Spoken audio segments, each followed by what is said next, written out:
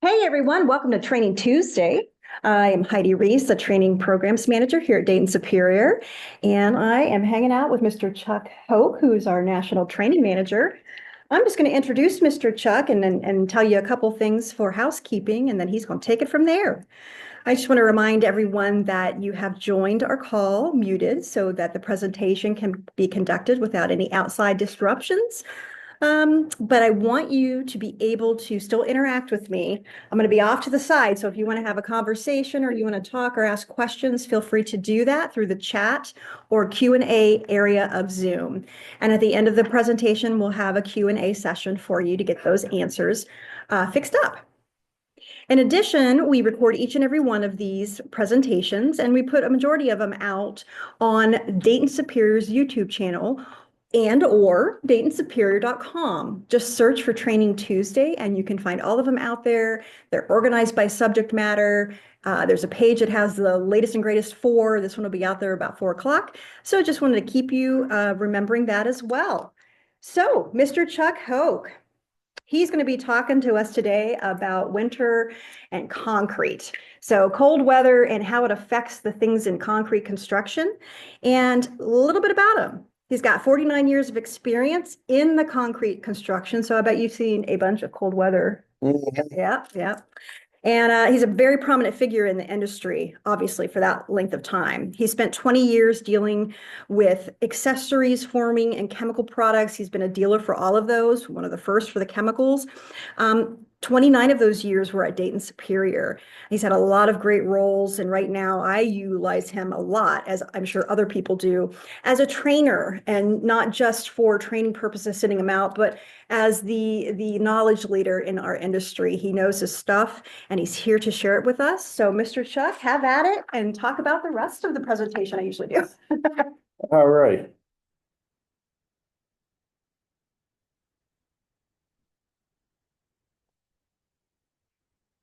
Okay, as always, presentation is intended for training purposes only.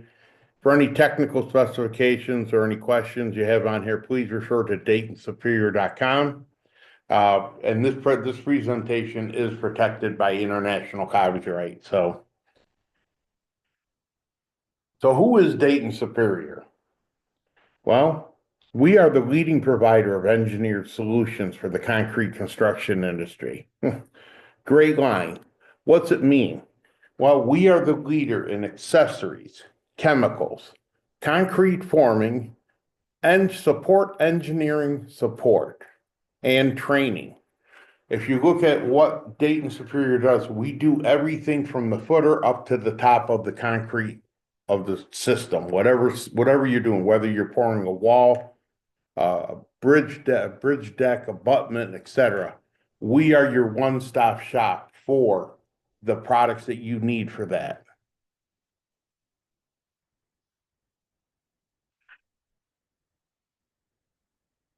So Dayton Superior, our accessories, they quite extensive. When you look at what Dayton Superior's offers compared to everybody else, they're a leader in the bar support manufacturing and development. Bridge deck, precast splicing, tilt-up, heavy wall forming. If you look at the companies listed here with Dayton Superior, Aztec, AccuBrace, Tiltworks, Composite Works, Slab Works, then you get into other insulation, HK composites, our splicing products through our taper lock system, sleeve lock system, our bar lock system, and of course Dalbar sub, DBDI. And then code equip on top of that. We also have a full line of chemicals. Been dealing with chemicals here since about 1975 from Dayton Superior. They've always been a leader in DOT approved products and products for the commercial market as well. They have a very good line of liquids, powders, and epoxies. Concrete forming from Simons. If any of you have been in the forming business for a while, you know the Simons name. Simons was an initiator of the forming system here in the U.S. They started about 1901. They started. About 1958, they developed the Simon's steel ply system, which was one of the first modular forming systems, which was a steel frame plywood. And obviously, on the chemical side, we're looking at Dayton Superior and the Unitex product line. So today, we're not going to be talking about any of the forming, any of the accessories. We're going to be talking about general practices within the industry. So this class right here is definitely something that will pertain to every job you're on. You know, when I threw this presentation together, I started looking at it, and it was 16 degrees outside. Of course, today it's 50. in the 50s. So, you know, we all have to deal with cold weather. And when it was 16 here in Dayton, Ohio, it was actually like 30 degrees down in northern Florida. So Florida actually is starting to see those situations, and they have to worry about that situation with cold weather coming in to affect them. May not be as prevalent as any other places here, but I came from upstate New York. I came So- from Florida. Yeah, so upstate New York this time of the year, you basically didn't pour concrete unless you absolutely had to. But if you do have to, let's make it worth your while, right? So, cold weather. What is the definition of cold weather? Okay. Well, ACI, who is the American Concrete Institute, has a specification for this, and realistically, it is a guideline for this type of construction work.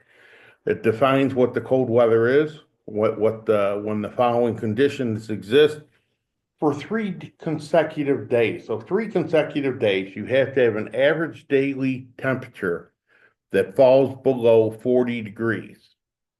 And imperative, and air temperature does not rise above 50 degrees for more than half a day in any 24 hours.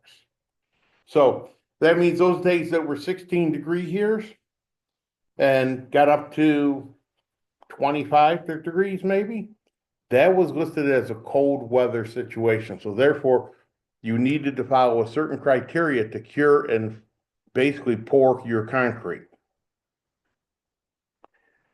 Now, well, what's the problem with cold concrete, right? So it's a little cold outside. Doesn't concrete generate its own heat? Well, yes, it does. But the big problem is when it gets so cold, the water will begin to freeze in the capillaries of the concrete at roughly 28 degrees. And if it freezes at that point, you're going to end up having areas that are going to pop, because basically that water inside the concrete will expand 8 to 10% of its volume. So when it freezes, it will cause the concrete to crack, spall, etc.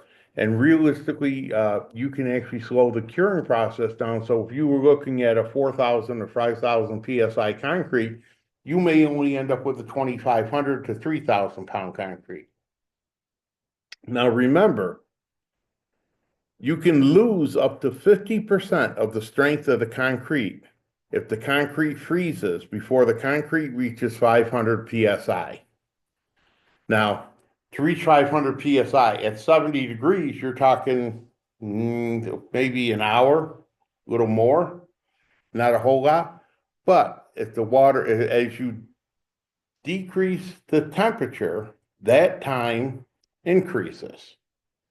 So how do you take care of this? Well, you must protect the concrete from the elements for the first 24 to 48 hours.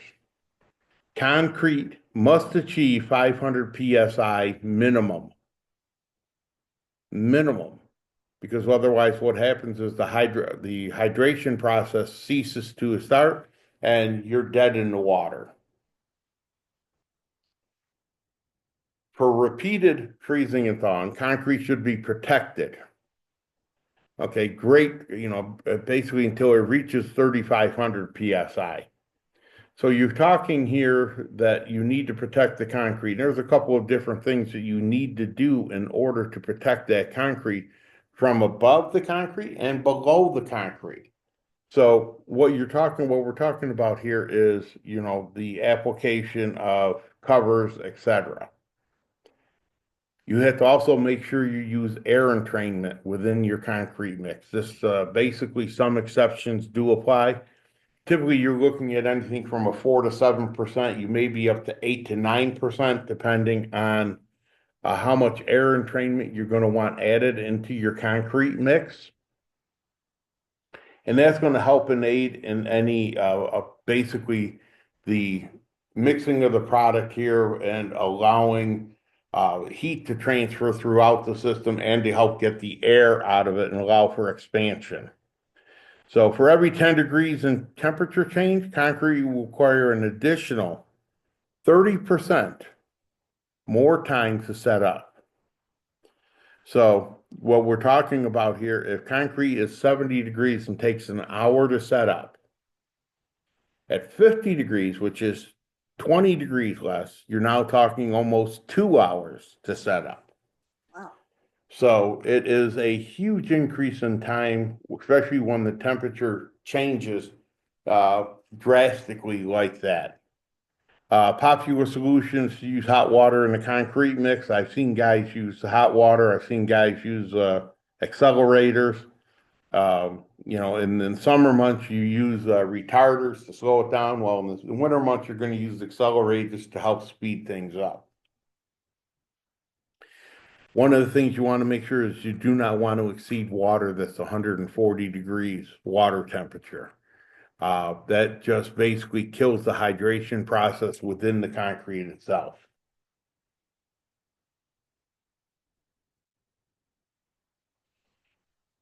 So what's the biggest solution? What we see time in and time out, and pretty much every dealer in the area here is out of insulated blankets right now. Insulated blankets are typically a poly covered blanket with either fiberglass or basically a microfilm or a micro insulation piece, basically like an 1/8 inch piece of styrofoam. That typically, and that can be layered up to, 1 inch, up to from 1/2 inch to 1 inch to 1.5 inches, typically depending on what's required. I know for those people up in New York State, they actually have a 1 inch requirement for their blankets. The fiberglass blankets, I'm not a big fan of because they have a tendency to get wet. And when they get wet, the fiberglass becomes useless. It basically will settle into one area and just not do a very good job for you. The microfiber top blankets typically do a very good for the job, and they're plenty. I mean, you can reuse them year after year. But typically, you're going to want to set the blankets on top of the concrete for a few days before concrete. You basically insulate your subgrade. So guys you'll want to put your insulated blankets down on your subgrade to actually keep that warm.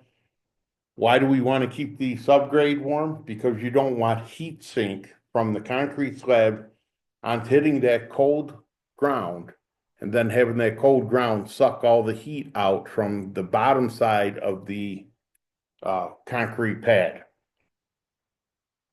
So according to ACI 318 at 50 degrees, a well-proportioned concrete mix reaches 500 PSI within 48 hours. So you're talking at 50 degrees, if you can keep it covered for 24 to 48 hours, you typically will not have an issue with any concrete freezing properties within that mix design.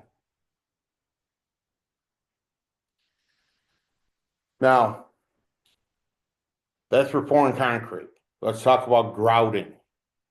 Cold weather, typically you're still going to refer to the ACI 306R because that is the cold weather concrete standard. Cold weather conditions are outlined in ACI 306R.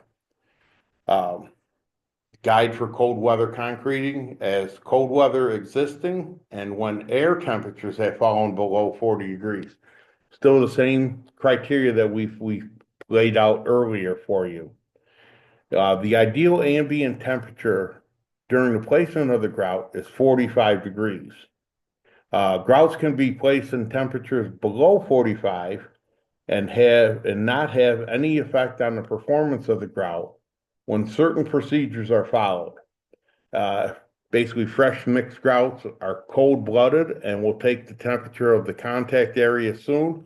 So basically, what we're talking about here is if you're grouting in, let's say, a mortar pad, etc., and your concrete surface is low, is very cold, your grout is actually going to take on that. So you want to precondition that area if you can, uh, basically warming it up, especially by putting a blanket over the top of it for a little bit before you actually have to put the grout in. Using a warmer water with the grout, mixing it and actually having your grout warm when you get ready to mix it. I've seen guys actually have it sitting in the cab of their truck with the heaters running full blast while they keep trying to keep the grout warm so they can mix the product and place it in the colder temperatures.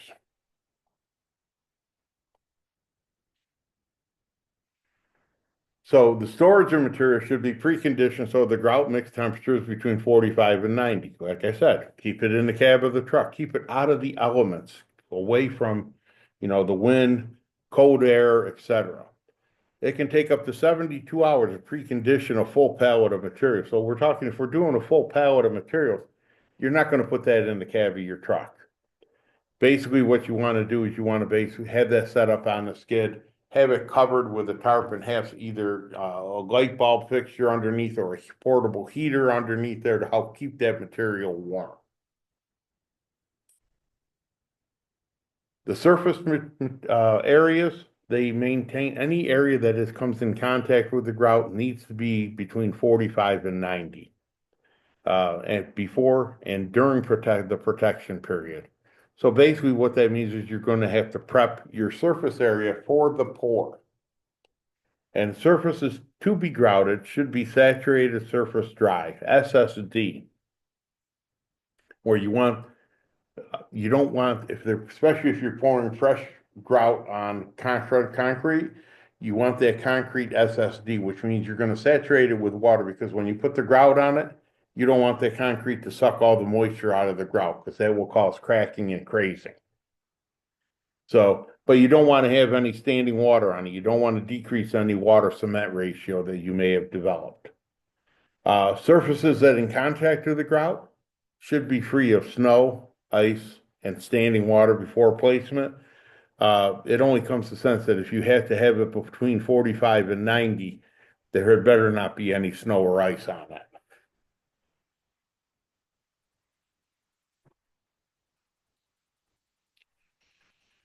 How can you actually warm the concrete area? Excuse me?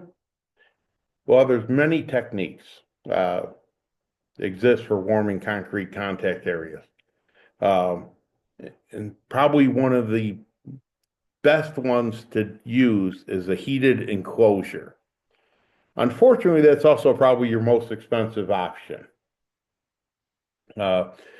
You'll see a lot of bridge projects, especially if they're doing like the substructure of the bridge. They'll actually tent everything in and pour their concrete, and they will have heaters in that area to keep that temperature up within that enclosed area. You'll see guys use electric blankets in lieu of just regular insulating wall blankets. They'll actually use an electric blanket to actually heat and provide heat for the concrete area. Another one is a hydronic heating system. Now, a hydronic heating system is basically where it's going to actually have hoses that are going to run. And you'll see this mostly on where you have ground applications, large areas where you're going to pour a slab and they want to make sure that that ground isn't too cold.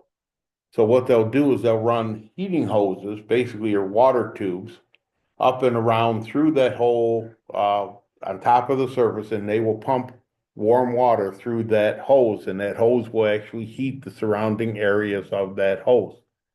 So those are all very, very good acceptable methods. You can refer to ACI 306R for means and methods here. You see, we got here the most common that you see on a lot of sites is a salamander, an electric heater, and then obviously you got the hydronic system next to it here. Now, cold weather grouting still continue. You need to, one, provide, like I said before, provide protection from excessive wind to reduce rapid drying and evaporation of water.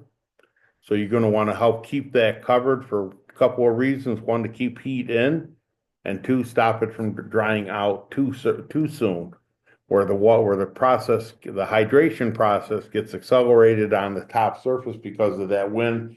It's going to suck the moisture out of the top. You end up getting crazing and cracking.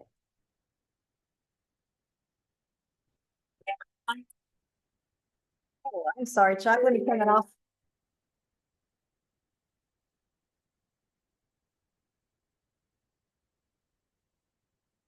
So, sorry about that. Longer setting times and strength are required when placing grouts and cooler temperatures.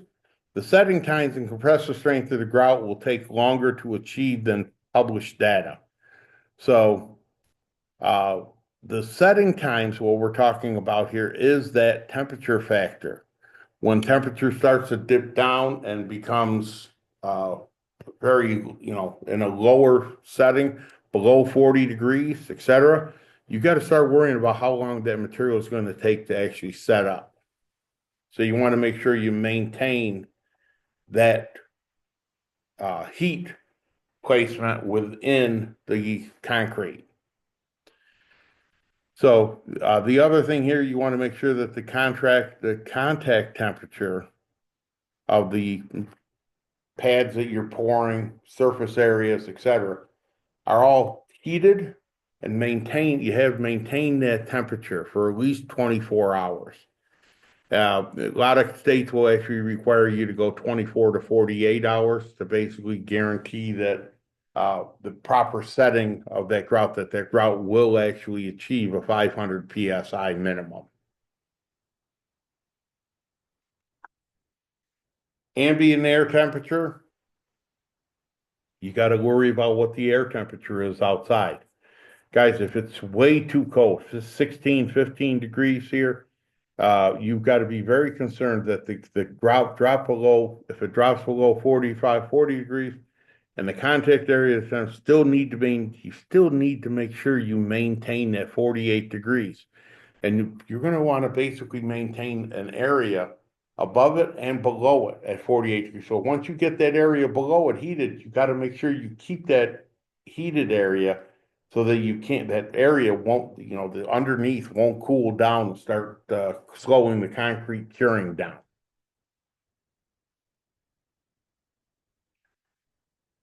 Now, cold weather and curing, we talked a little bit, we said we made mention of concrete curing in cold weather. Curing methods within the concrete grouting materials here, depending on what type of material that you have to protect. You got blankets, heated enclosures, and internal heating fixtures. So typically, if you're using an insulated blanket, no concern, because basically what you're going to do is you have your grout, you've got your curing on top of the grout, and you put you put your insulated wall blanket over the top of it. That's going to keep the heat in from that hydration process, because concrete will generate internal heat. So it will keep itself from freezing, and by keeping the insulating blankets off, it's going to keep that heat trapped inside it. Heated enclosures. Typically, there's no real big concern with those. You got to if you have a heated enclosure, you got warm temperatures and low humidity. So once again, now you're starting to you may end up with a little bit of a problem here, because you may end up start drying the surface out a little bit too fast for you. So you got to be a little bit concerned. The other thing too you have to be concerned on is where that heat is being directed over the concrete surface. So you don't want to have it blowing directly on the concrete, because it will dry out the concrete. You want to basically have it deflected so that it's going up in the air and work its way around, but nothing hitting it direct, so it won't dry out the concrete in that area. When you talk with your hands like that, sometimes I want to turn on the camera for everybody else. Yeah, well, we aren't going to do that. Okay.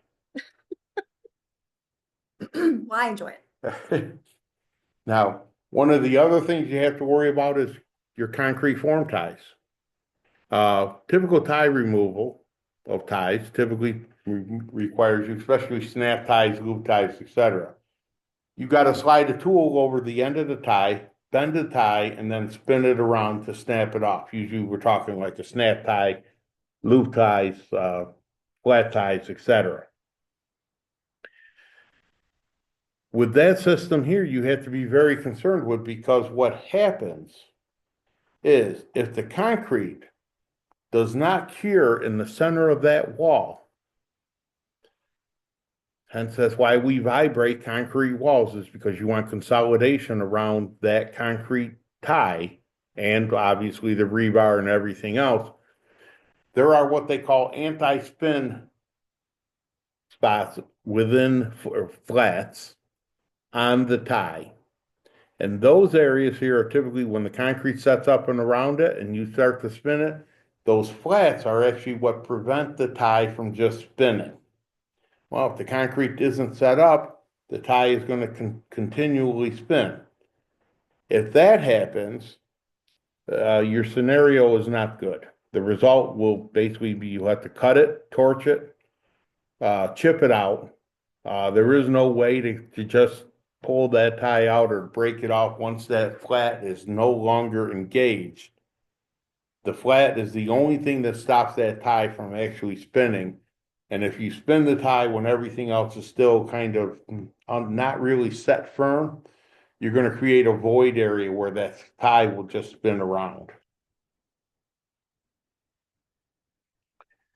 Here's where we're talking about what the anti-spin flats are. This is what they look like in a snap tie. They look just like that in a loop tie, basically a cam lock tie, any other tie within the marketplace. This is what they typically will look like. You can have these ties coming in. They'd be loop ties or flat tie, loop ties or washer ties. Doesn't matter. The fly through brake tie, basically you've got to make sure that the concrete is consolidated around those flats. Otherwise, you're going to end up having to cut those ties. And there's not a whole lot anybody can do if you try spinning those early. I know a lot of people like to crack their concrete ties early. I recommend in cold weather, don't do it. So, well, resources for Dayton Superior. What do we have available for you? Well, we've got technical bulletins on cold weather products and cold weather grouting. They're available on our website, and Heidi has actually been nice enough to actually put a QIR code. The link puts you to a link right to those forms. They are available for you to print off and use for your use. And I want to say thank you to Heidi for that. Problem. I can see all of these people getting their cell phones out. Yeah, so they want to get them out here. Make sure you scan the QR code. And if you go by here and you say, I don't need that yet, but then next week it's going to get cold again this weekend. Take a good look. These items are on our website. Go to DaytonSuperior.com and you can actually just put in cold weather and they will pop up. Additional training resources. If you need any additional resources, especially your training requests that you're looking for, Heidi and I do a lot of training classes around the country here as far as for product training, etc. If you're looking for training, get a hold of us at training at Dayton Superior or scan the code QIR code right here, and that'll actually take you to the link to request the training. And this goes directly to Heidi and myself, so we will be able to get right back with you and get things set up if we need, and go from there. Types of offerings, we have lunch and learns, custom, AIA, engineer, and in person, and we can also do virtual if need be. A review of your online trainings. Well, how about review our online training?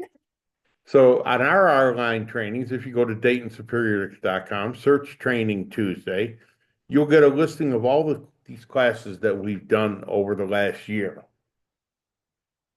So Actually, last 2 years. 2 years, yes. If you guys have any questions, go ahead and input them now for Chuck.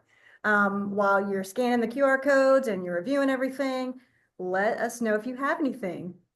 A reminder that these are recorded. I mean, he just said that. We put them all out there on the website. In addition, we also put out the types of classes that we can offer, not just a Training Tuesday. So if you just search training, you can get to all of those links. And if you just really don't want to or can't do it, just send us an email, and there's a QR code right there for you to scan, and you can just send us an email and let us know how we can assist you. So giving it just a second, I don't see any questions. No questions. They're all Okay. sitting on the beach We're thinking all about sitting what on the was. beach. Yeah, because, with a pina colada and 80-degree weather or 90-degree weather. I don't know. Well, I know. So with that being said, I'm going to remind everybody that we will not have any Training Tuesdays for the next 2 weeks. So we will join you back here on January 7th. On January 7th, be ready to listen to what's going on here, new and improved here in Dayton Superior.